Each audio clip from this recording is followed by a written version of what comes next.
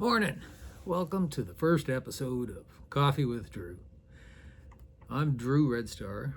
Yeah, that's not my real last name. It's actually Reedstra, but half the people can't pronounce it or spell it, so I thought it'd be easier to have a stage name and an author name like Red Star. And I think it's doing okay. But so I'm a 62-year-old man, actor, author, investor, business owner out of the Brampton area, just outside on the West End. So after writing several novels, I realized something interesting. Most of my friends, excuse me, it's a little cool in the basement this morning. They don't read books anymore. So I thought, well, instead of waiting for readers to find me, why not sit down every morning and have a coffee with you? So talk about a few things, maybe. I need another coffee. Well, some of my current topics that I was thinking about, well, AI. I use AI for everything. It's big, man. I mean, you got Grok for all the, imagine, what do you call it, illustrations and little shorts. You can go to 10, 15 seconds now for a little movie, and you just thought a few words and it's nuts. Yeah, it's wild. But does Claude takes over your computer, will straighten out all your files, make up your website for you, and then there's chat. You can ask any kind of question and fixes everything up for you. All sorts of things, financial, medical, you name it. It's wild. But I mean, there comes with a downside, right? I mean, it's taken off jobs from everybody, right? It's going to lay off a lot of people. But I mean, the same thing happened with the internet revolution. The automobiles and the horse and buggy, you know, all any type of thing that's coming up that's new that just makes changes. What are you going to do? You got to flow with it, I think. Go with the flow. And I learned a lot lately especially about Claude. And I'm going to learn a lot more, and I recommend everybody else do it. You got to embrace technology. Otherwise, you're going to get left behind. And if you don't mind being left behind, that's okay too. You know, I mean, not everybody needs it. Not everybody needs the internet. Not everybody needs anything. But you never know. Yeah. What do you think about what's going on? Today is Canada Day. What does Canada mean today?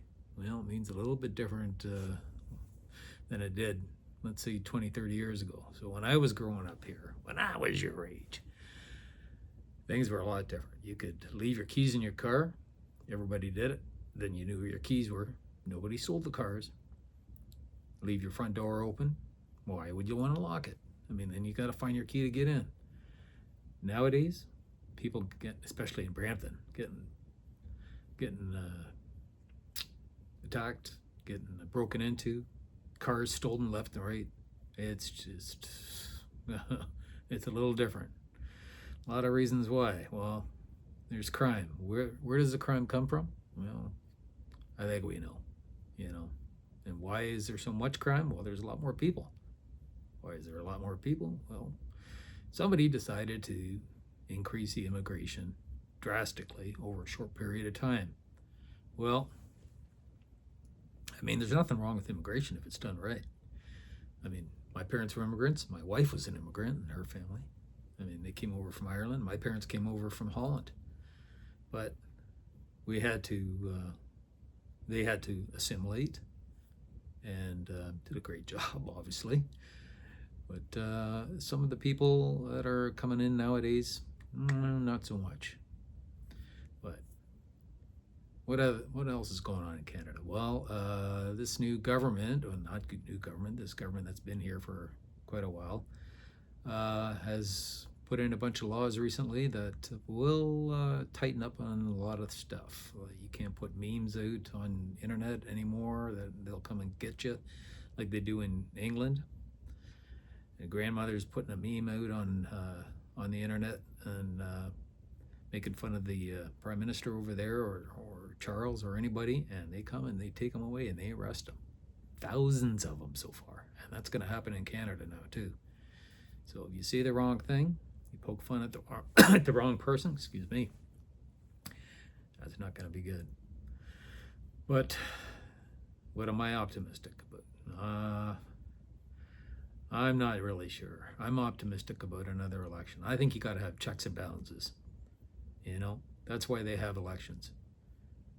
Unfortunately, some of these guys learned that if they import a whole bunch of people and give them a lot of money, like 10 grand a month, 10 grand a month, and tell them to vote Liberal, and all their family votes Liberal, and then they can have all their family come over and they'll vote Liberal. Did I say Liberal? Vote for a certain party. I mean, vote for a certain party. The same thing happens down south, right? You get the Dems and the Republicans. The Dems brought on the open borders, wide open borders, from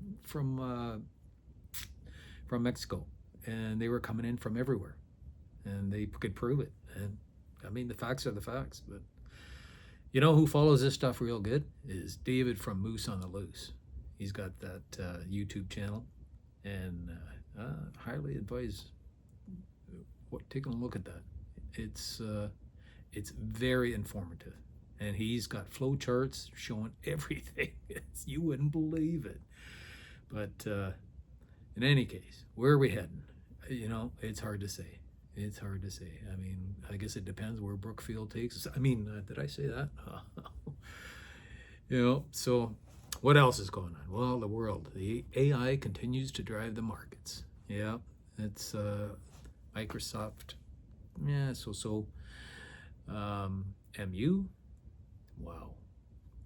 You know, companies like that. Semiconductor, data centers, AI spending. It's just going crazy. Yeah, my stocks, I switched over to a lot of AI stocks and a lot of memory stocks, did really good. Oil in the Middle East, well, Hormuz, the strait, not so straight. Well, once they tighten that up, then and don't let anybody through, then the prices go up. Somebody makes money. The guy's investing in oil. Once they open it up, bomb the crap out of Iran, keep them under their thumb for a while, prices go down. And then stocks go up. Somebody makes money. See where that's going? Well, not that I'm a conspiracy theorist or anything like that. What happened? What else? So they are continuing to. I got all this stuff written down here, and I'm just taking a look at it. So I'm in the GTA right now, and right now it is hot. I mean, started out this morning at 24 when I first got up, and now it's boiling. It's supposed to go up to like close to feel like 40 at least Celsius. So we're talking like 100 Fahrenheit and high humidity. So I would imagine it'd be a thunderstorm breaking the humidity this afternoon, but you never know. So why am I starting YouTube? Well, yeah, I mentioned that I wrote a lot of books and went over to a buddy's next door there the other day, and I had sent them a couple manuscripts, a couple of the buddies, and the one said, you know, they're great books, but we don't really read novels anymore. So I thought, well, people get their information differently today from when I was born. I mean, you'd read a book, you'd read the paper, right? Toronto Sun on the way to work, you know. And yeah, page 2. Yeah, I know what you're saying. But page 2, page 3, whatever. So that's why I'm starting this channel. And I'd love to hear from you guys. And if there's anything I can tell you a bit more, discuss about first thing in the morning. And what else can I talk about? You guys still read books? If I was having a coffee with you tomorrow morning, what would you want to discuss? And maybe one more thing, acting. So a little bit about acting. I was sitting with my wife watching a award show on TV about 13, 14 years ago. And sorry, this basement is a little cool. And we saw Clint Eastwood in the stands, and he was sitting there having a drink. It looked like a Ryan Coke or something like that. And he had a smile on his face and chuckling. And I thought to myself, he looks like he's having a pretty good life. And he was doing all right. And he was getting up there in age at that time, but he's well on now. But so I thought, well, let's see what's, I always wonder what's involved in acting and all being part of that life. So I had the computer with me, so I flipped up the laptop and did some background checking, and background was the thing that I got into. It said, if you want to see what the world of acting is like, then you can get on set, be a background actor, which used to be called an extra, and I guess in some spots they still are. And so by the time the ceremonies were over, I had 3 background agents, and I had by the next day I had a job lined up. So went down into the background area, and it was interesting. It's different, man. It's different, and learned a lot about what happens on set, about the directors, all the assistant directors, the first AD, second AD, third AD, fourth ADs, and how to act. What the camera crew is like. You meet a lot of guys too. I mean, I talked to Adam Sandler when we were on the set of Pixels. I'm standing right next to him, and Brian Cox, and I said, Adam, you're doing a good job. He says, well, I'm glad somebody thinks so. But you see guys like that, and it's a lot of fun. Serena Williams was on the set. Who was Peter Dinklage from Game of Thrones? Yeah, he was there. That was wild. But it was pretty hard work. We had a lot of overnight ones downtown Toronto. But so I got into that a little bit, and then I thought, well, I'd like to go a little bit further and get into acting. So I took a bunch of courses. Courses were, like, be the apple.